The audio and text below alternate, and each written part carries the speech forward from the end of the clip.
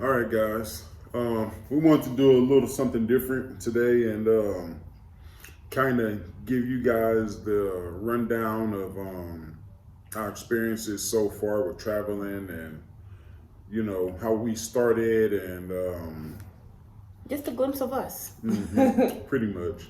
Well, I guess to start it, I guess we just kind of started from just like when we started YouTube. Cause I don't even know what year was it. 17? I believe so. It was 17. Yeah.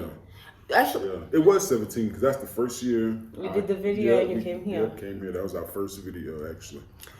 Funny enough, I we were here rediscovering it ourselves. No, but we ended up just doing YouTube because we were like, well, it's the first time he's gonna be going to Africa, and we were like, let's just make some fun videos, and we just did fun videos just randomly. We just posted anytime randomly. Just it was fun. Yeah. And it's 2022, and we're still doing it because we enjoy it still.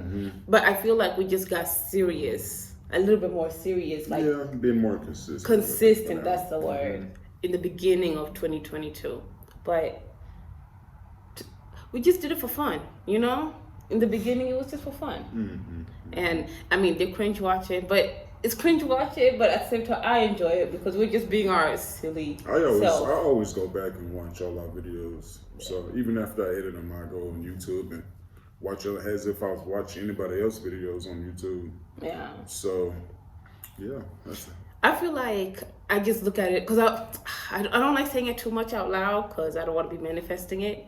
But I always be like, sometimes I end up forgetting some things. So it turned into I enjoy making the videos because I always have something to look back at, Like that's my memory in like just living there, And I enjoy it because we can look back at it because it's a lot of little details you'll easily forget. And now Mombi can go and look back at whenever she's older. Yes. So it's turned into like our memory bank. Is that what it is? I guess you can say that, yeah. Yeah. Pretty much. I was storyteller. What is that word? It's our capsule. The one you put in, like you put it in and then you go look at it like 20 years later and it's always there. That's a good, I like that. Yeah. Yeah, so anyway, we get some questions, from some people at times, and they ask,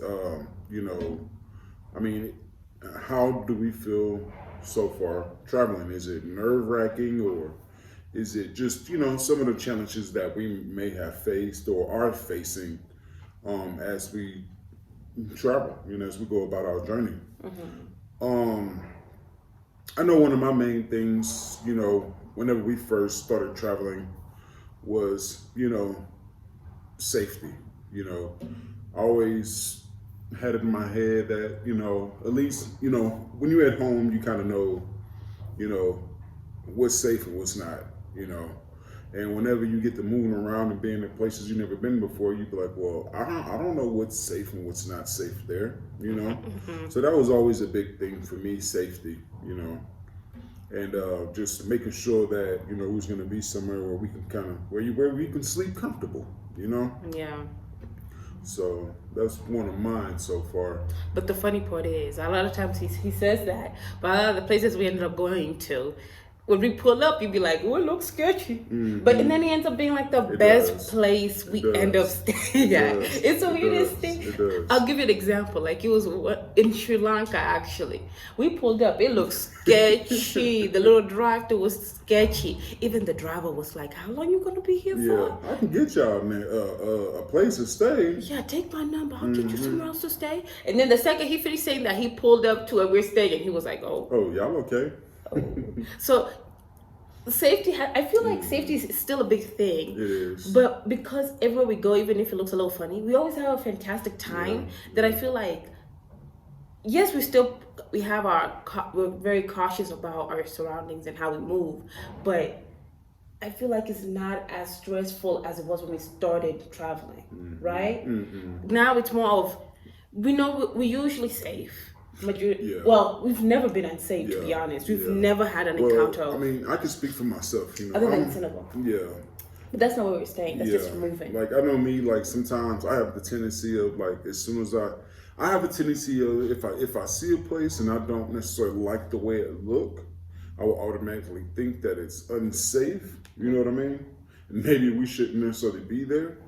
But as time go on and I get to like actually exploring where I'm at and, you know, talking to a few people, I bet, oh, it's not too bad at all.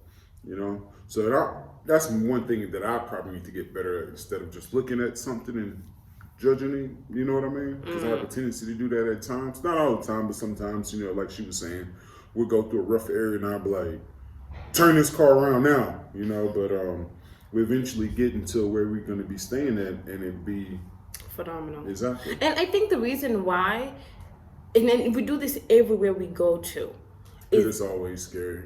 Because you get nervous anytime you're in somewhere scary because you're always constantly moving ourselves out of our comfort zone. But every time we arrive somewhere, the first thing we do is walk around the community and see where the grocery store is. And in the process of us just walking around, that nervousness goes away. Because I remember in Morocco, the first place we stayed at, in Casablanca, it was just like everything was so tight and crammed. The driver was like, you know, and this is the time, of course, with Russia and Ukraine, he's like, this is a Russian hotel. And he's trying to put, and then Dre like, why you choose here? Huh? You over here?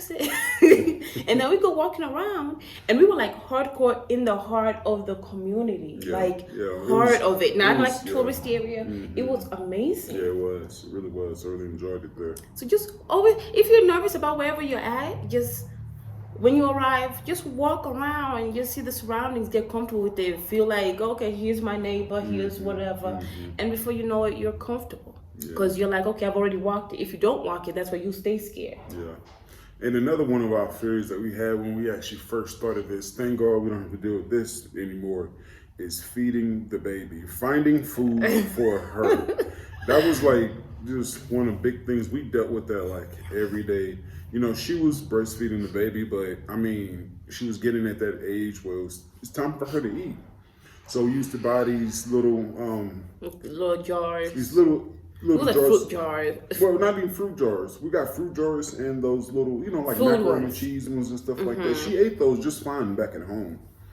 And it got to a point where we couldn't find any of those to feed her. At least it was too junky. It wasn't like with... Yeah, it was just... Not like with starch and protein. It was pretty much just nothing but sugar. Syrup. It looked like syrup in some but places. So, you know, we had that little issue. We was trying to feed her the food, some of the foods that we was eating, but of course, you know, she was, you know, pretty much... Still kind of little. Yeah. And it's not like where you'd be like, oh, just make mashed potatoes here sometimes, because we were cooking a lot. Yeah, we tried that too. We tried making our own food for her to eat and everything. It was a hit or miss. Hit or miss. I made that video that I made, it was a hit. And then we did again that whole mixing of the food. It was a miss. She said, I don't want none of it. And we just started it looked like we were throwing away food fruits and food. All of it, because she was refusing it completely. Yeah. And so we were like, we got to stop making these for her, because we felt bad because it was so wasteful. Yeah. And so, it was stressful. And then she's teething. Oh, my gosh. Yeah. And so, and with her teething, she actually had a hard time with the teething. Like, I think she was kind of like running a fever while teething. But we always travel with medicine. Always. Yeah. Thank God for him saying, we got to have medicine, because we have medicine for us and medicine for the baby. So anytime she encountered that, but she was a trooper though. Yeah. Even though she'll be teething, and she'll have a hard time, we'll just give her a little medicine, and she'll just be sleeping, and we'll still explore, and she'll wake up, look around. Yeah, she never gave us any problems during our travel journeys at the beginning. In the beginning. Say that. But if anything, she only has... It's just sleeping at night. She just wants to stay up all night with us. That's it. That's why she'll cry. When we go out and explore, she's like, oh, I like this. At the house, oh no, let's come. Where's that voice at? But yeah, so I mean, teething was hard. Yeah, that was pretty difficult, but past that now, somewhat. She's eating what we eat now. Oh yeah, she got them back chompers. We like, you got teeth. So we don't have to worry about the whole buying the baby food and all that extra stuff. You know, so that's good. Yeah, and we try not to fight her too much, because usually we try to give her food. If she starts straight up refusing, we just like, okay. Yeah, she'll eat when she's ready. because I don't really expect her to eat like how we eat. You know what I Yeah. mean? She's not, one to probably sit at the table and eat as often as we do. So it's just fine. That's just how it is. We just keep letting her try things, especially, but she doesn't like the most common stuff: milk, eggs, bananas. She don't like those, but we keep trying. Yeah. And another thing too that kind of put us in a little bit of a bind too, not necessarily bind, but I'm gonna probably say some unnecessary stress is we have a tendency of doing things the last minute. I literally the last minute. Like if we have a flight to leave tomorrow, we'll legit Look for it the day before. The day before. Yeah, trying to get a ride together, just everything. Where to stay, It's everything bad. last minute. Because I don't know about you guys, but sometimes when we're looking for a place to stay or Airbnb, sometimes it's hard looking for a place because you see all these nice places and you have a budget, but then you get down to like 10 places that fit your budget, and you have all these places that you want to stay at because they all just look so nice, And I don't know. For us, that's one hard thing for us to do. It's hard to make. We have a hard time making a decision because we start looking ahead of time. Then we feel overwhelmed and we're like, we'll look later. But then we're like, okay. I feel like we end up choosing a place because we are forced to choose a place because we don't have any more days, and it's turned into last minute. I always say I'm bad at planning, but I need to do better. But I don't know how to stop it, but I guess it's turned into it always works out. Yeah, it always works out. I mean, even if I just have to just come in and hurry up. Dre, help me. So that's one thing that I say that we can get better at. It's not planning so late, Yeah.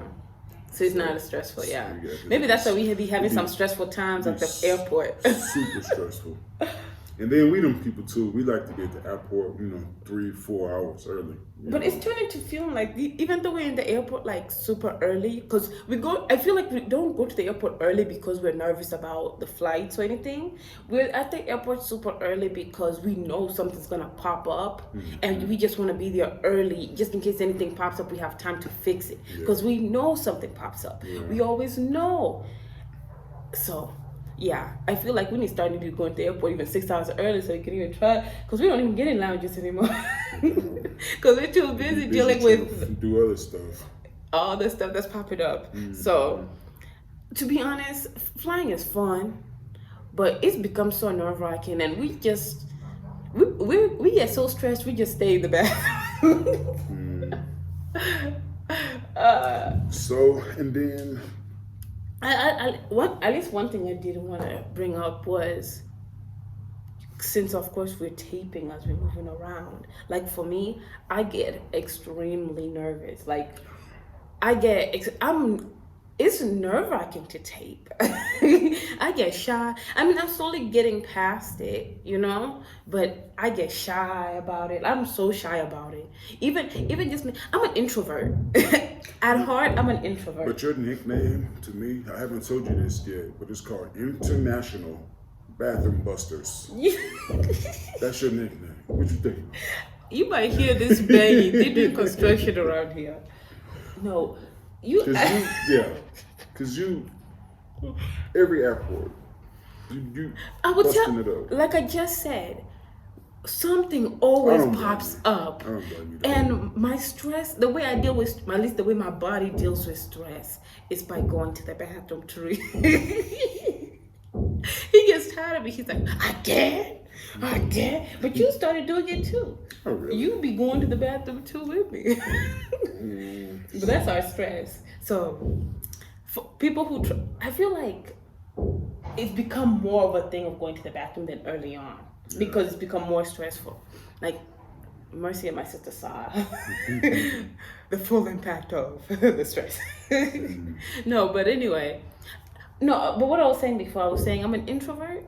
I mean, yes, when I'm speaking to somebody face to face, the extrovert of me comes out. But whenever I'm not, I'm like hardcore introvert. Like, I know it's hard to believe through the camera because what we do, but it is. Yeah.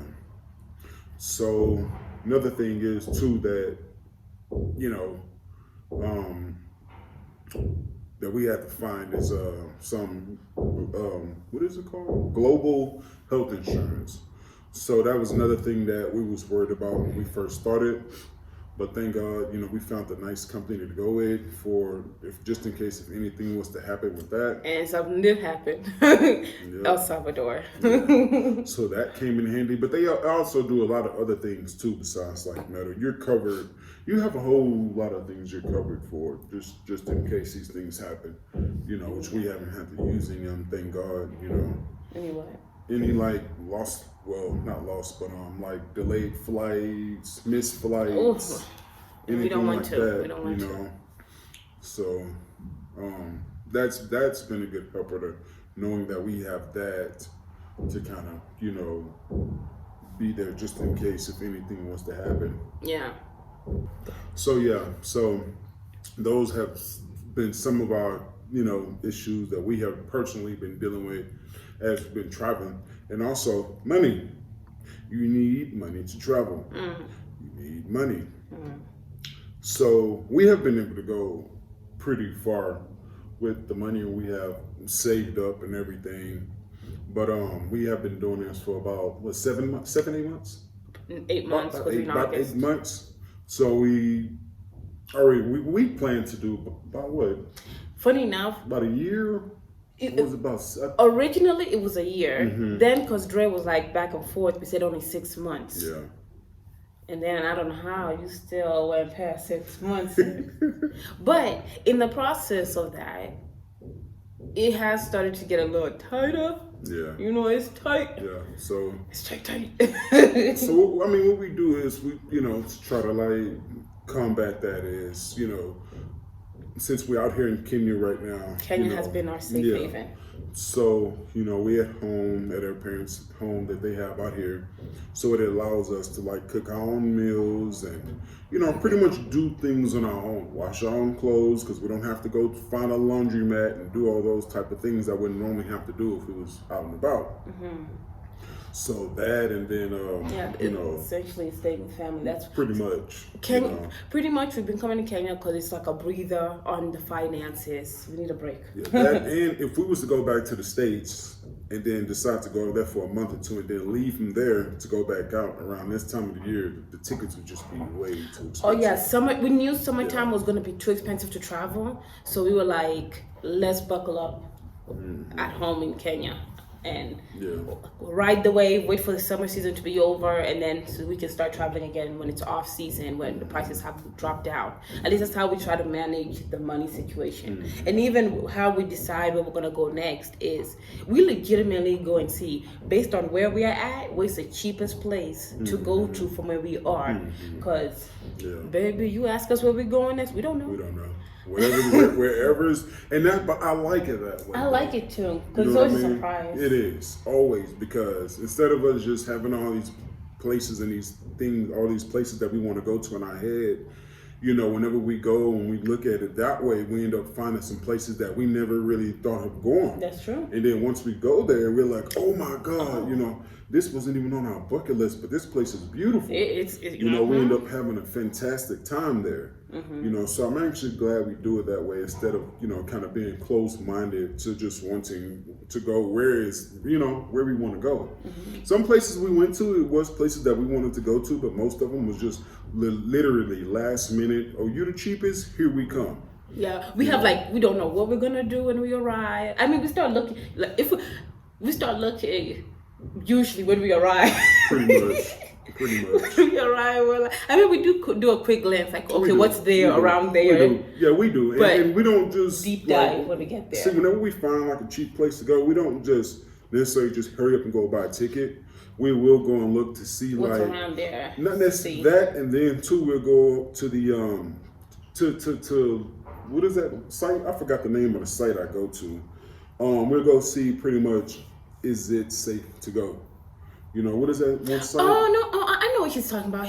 We always okay. Because I always go and check that just to kind of know what's going on around there before we. I think it's good that you brought that up because I completely forgot about it. Okay, we don't just go willy nilly without any form of research. Let me clarify. We do go to travel.state.gov, which is like a legit government website that tells you the safety of the country. Like it tells you what's going on in the country. So if like they say there's something going on in the country, it'll tell you, or maybe avoid these cities or something like that. Of course, he'll tell you, like, example, if you go to Russia, don't go to Ukraine. So we go to those sites and look at it. Granted, I will say, it says almost every single country, don't go. For the most part, especially Sri Lanka, but we had a fantastic time in Sri Lanka. Yeah. But they was really going through a whole crisis there.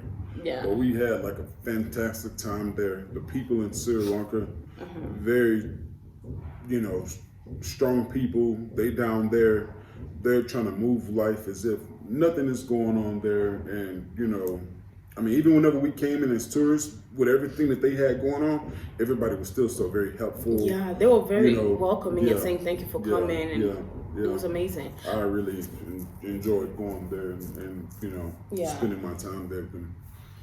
But we always do some research behind it. I understand it did kind of come off like we don't check nothing. We still check. Yeah.